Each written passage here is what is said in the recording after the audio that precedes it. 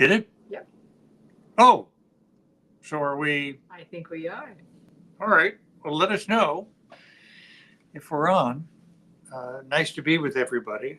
We're going to read from James Baldwin's. This is a wonderful collection, The Everyman's Library. Baldwin's essays. In addition to being a magnificent novelist, boy, was he a great essayist, and particularly at a time in the 50s and 60s when America was beginning to get hold of race as a factor in American life. Well, some Americans Knew it already, yes. Knew it already. In a way, American society at large, and certainly the New Yorker and other places hadn't dealt with it. So he had decamped to Paris and Europe. And I want to read the beginning of this wonderful essay section of the book. Are we in touch with people?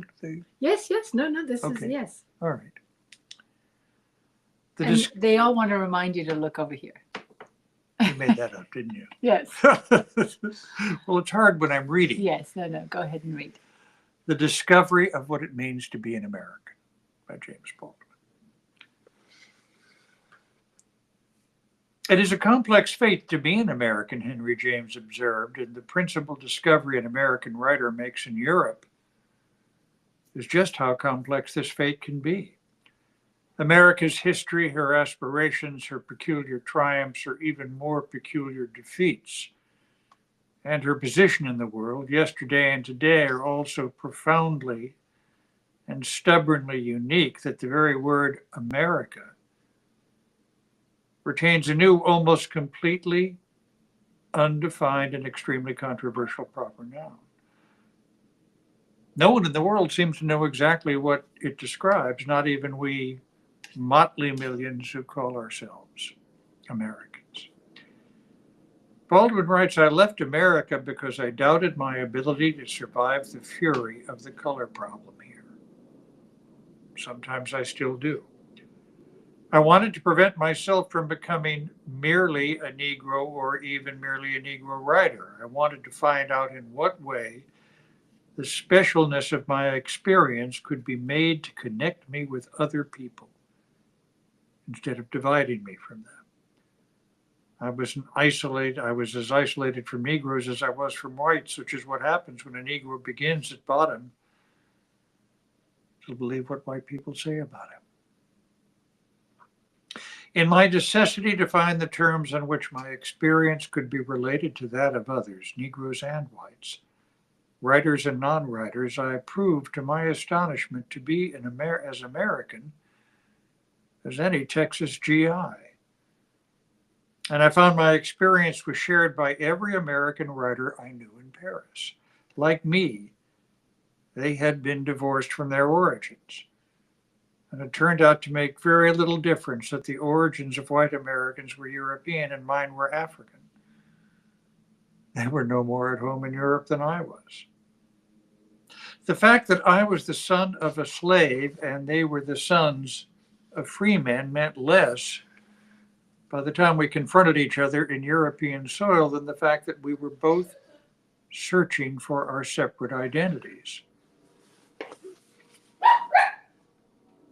What we found in these, we seemed to be saying, why then we could no longer need to cling to the shame and bitterness which had divided us for so long.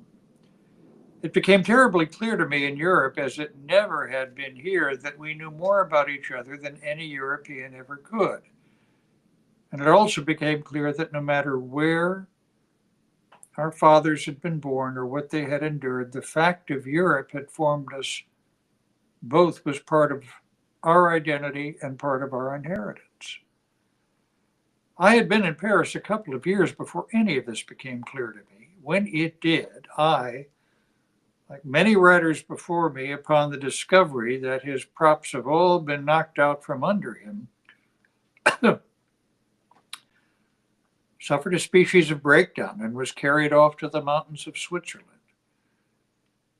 There in that absolutely alabaster landscape, armed with 2 Bessie Smith records and a typewriter, I began to try and recreate the life that I had first known as a child, from which I had spent so many years in flight. It was Bessie Smith, through her tone and her cadence, who helped me dig back to the way I myself must have spoken when I was young, and to remember the things I had heard and seen and felt. I had buried them very deep. I had never listened to Bessie Smith in America in the same way that for years I would not touch a watermelon. But in Europe, she helped to reconcile me to being, and he uses a word he could use that I won't. I do not think that I could have made this reconciliation here. Once I was able to accept my role as distinguished, I must say, from place in the extraordinary drama which is America, I was released from the illusion that I really hated America. The story of what can happen to an American Negro writer in Europe simply illustrates in some relief what can happen to any American writer there. It is not meant, of course, to imply that it happens to them all. For Europe can be very crippling too. And anyway, a writer, when he has made his first breakthrough, has simply won a crucial skirmish in a dangerous, unending, and unpredictable battle. Still, the breakthrough is important. And the point is that an American writer, in order to achieve it, is very, very often has to leave his country. The American writer in Europe is released, first of all, from the necessity of apologizing for himself. It is not until he is released from the habit of flexing his muscles and proving that he's just a regular guy that he realizes how crippling this habit has been. It is not necessary for him there to pretend to be something he is not. For the artist does not encounter in Europe the same suspicion that he encounters here. Whatever the Europeans may actually think of artists, they have killed enough of them off by now to know that they are as real and as persistent as rain, snow, taxes, or businessmen. Of course, the reason for Europe's comparative clarity concerning the different functions of men in society is that European society has always been divided in classes in a way that American society never has been. The European writer considers himself to be part of an old and honorable tradition of intellectual activity, of letters, and his choice of a vocation does not cause him any uneasy wonder as to whether or not it will cost him all his friends. But this tradition does not exist in America. On the contrary, we have a very deep-seated distrust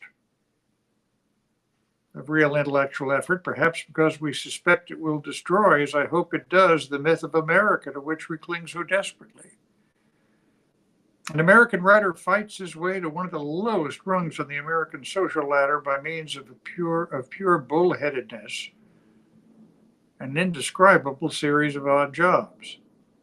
He probably has been a regular fellow for much of his adult life, and it's not easy for him to step out of that lukewarm bath.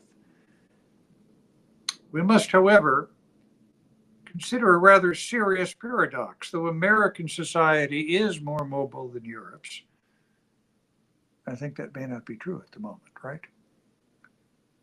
It is easier to cut across social and occupational lines there than it is here. This has something to do, I think, with the problem of status in American life. Where everyone has status, it's also perfectly possible, after all, that no one has. It seems inevitable that in any case, a man may become uneasy as to what his status is. But Europeans have lived with the idea of status for a long time. A man can be as proud of being a good writer as of being a good actor, and in neither case feel threatened. And this means that the actor and the waiter Oh, I'm sorry. Did I say writer? It's waiter. A man can be as proud of being a good waiter as of being a good actor, and in any case, and neither in any case feel threatened. And this means that the actor and the waiter can have a freer and more genuinely friendly relationship in Europe than they're likely to have here. The waiter, does not feel with obscure resentment that the actor has made it, and the actor is not tormented by the fear that he may find himself tomorrow, once again, a waiter. This lack of what may roughly be called social paranoia causes the American writer in Europe to feel, almost certainly for the first time in his life, that he can reach out to everyone, that he is accessible to everyone and open to everything. This is an extraordinary feeling. He feels, so to speak, his own weight, his own value. It is as though he suddenly came out of a dark tunnel and found himself beneath the open sky. And in fact, in Paris, I began to see the sky for what seemed to be the first time. It was borne in on me, and it did not make me feel melancholy that the sky had been there before I was born and would be there when I was dead. And it was up to me, therefore, to make of any brief opportunity the most of what could be made. Baldwin writes, I was born in New York, but have lived only in pockets of it. In Paris, I lived in all parts of the city, on the right bank and the left, among the bourgeoisie and among les miserables. And I knew all kinds of people, from pimps and prostitutes in Pigalle to Egyptian bakers in Neuilly. Neuilly. I think that's what you're trying to say. Neuilly. Yes. Neuilly. This may sound extremely unprincipled or even obscurely immoral. I found it healthy. I love to talk to people, all kinds of people, and almost everyone, as I hope we still know, loves a man who loves to listen. The perpetual dealing with people very different from myself caused a shattering in my preconceptions I scarcely knew I held. The writer is meeting in Europe people who are not American, whose sense of reality is entirely different from his own. They may love or hate or admire or fear or envy this country. They see it in any case from another point of view. And this forces the writer to reconsider many things he had always taken for granted. This reassessment, which can be very painful, is also very valuable. This freedom, like all freedom, has its dangers and its responsibilities. One day it begins to be borne in on the writer, and with great force, that he is living in Europe as an American. If he were living there as a European, he would be living on a different and far less attractive continent. Let me just read a little more. This crucial day may be the day on which an Algerian taxi driver tells him how it feels to be an Algerian in Paris.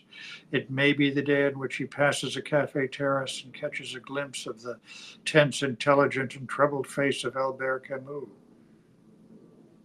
It may be the day on which somebody asks him to explain what's going on in Little Rock, and he begins to feel that it would be simpler, and corny as the word may sound, more honorable, to go to Little Rock than it is to sit in Europe on an American passport and trying to explain it. This is a personal day for me, a terrible day to which their entire sojourn has been trending. It is the day he realizes that there are no untroubled countries in this fearfully troubled world, that he's been preparing himself for in anything, has been preparing himself to face America again. In short, the freedom that the American writer finds in Europe brings him full circle back to himself, with the responsibility for his own development, where it always was, in his own hands. What a lovely passage. Isn't it? James Baldwin's Nobody Knows My Name, from this wonderful collection from Everyone's Library. We will pick this up again in the next few days. So thanks for being with us tonight on our open book. Very good to read the words of Baldwin. Very good to be with you. And did we get messages from anyone? There's conversation, but no questions. Okay, all right. But there's so we were on, right? Yes, Okay, yeah. yes. All right. I didn't see the 5, 4, 3, 2, 1. So thanks for being with us tonight on our open book. Tomorrow. We'll see you tomorrow. Take care. Talk to you later. Bye-bye.